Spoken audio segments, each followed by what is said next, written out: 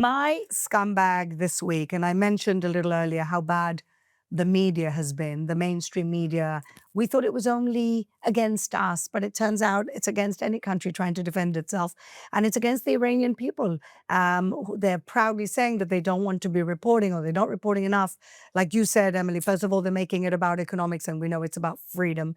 And secondly, they're not really reporting it. I'm almost, even though I know what I know about the Gaza conflict, I still can't quite believe how little coverage the Iranian protests and this revolution is getting. It's shocking. And it shouldn't be shocking to me, who is we are a direct victim. We're net losers of this horrible coverage and agenda that the media have. But I'm still surprised. But I want to talk specifically about another subject.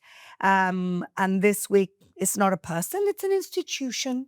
It's a media institution called CNN.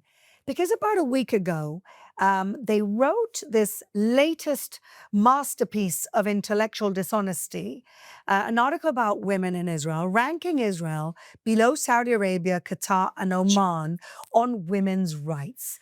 And yes, Israel, the country with women fighter pilots, Supreme Court judges, CEOs, mayors, and yes, activists, diplomats, and everything else. They below the regimes where women need permission from men to marry, travel, or leave their house. And this is what CNN did. That's how it portrayed it. Makes no sense. And let's be clear, this wasn't a mistake. This is an agenda. This is agenda-driven journalism using a deeply flawed index to tell a pre-written story. CNN leaned in on a women's peace and security index, not an index of women's rights, of course, not equality under the law, not access to courts, not political representation. It penalizes countries under security threats, like a war. So if you're in Israel under missile fire, terror attacks, and a genocidal enemy next door, congratulations, you are downgraded in your women's rights. But if you're a dictatorship where women are legally second-class citizens, as long as it's quiet over there, you're suddenly a feminist paradise. That's not women's rights. That's weaponizing women. And here's the part CNN didn't bother mentioning. Even Israel's religious courts openly acknowledge inherent discrimination.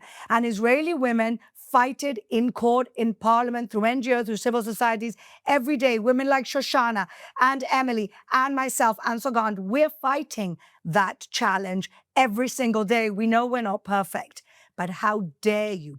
And of course, in the region, CNN are praising women from countries, like I said, with absolutely zero rights. Because the system punishes them for trying. The system doesn't punish us for trying, but we still keep on trying. But nuance doesn't trend, does it? Instead, CNN chooses to flatten reality into a headline that feeds a global obsession. Israel must always be the villain. And let me say this clearly. If an index claims Israel is worse for women's rights than countries governed by Sharia law, where guardianship is baked into legislation, the index is broken. It's not Israel. No. And it's not about women's rights.